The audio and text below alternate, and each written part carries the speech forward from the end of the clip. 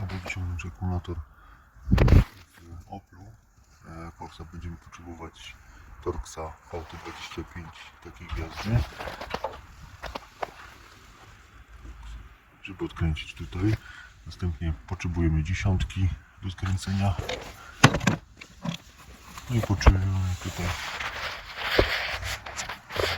trzynastki, najlepiej nasadowej, żeby odkręcić zabezpieczenie. Po odkręceniu ściągniemy sobie jeszcze tą gumę. Tutaj podważymy, tutaj troszeczkę podniesiemy przewody, odciągniemy na bok i mamy wtedy już dostęp do akumulatora. Oczywiście zaraz to zrobię dwoma rękami. No i akumulator jest wyciągnięty, gotowy do naładowania. Tu oczywiście syf się taki nabrał, trzeba go wysprzątać. Po naładowaniu analogicznie zakładamy wszystko tak, jak żeśmy ściągali, tak żeby potem nic nie przeciekało, tak?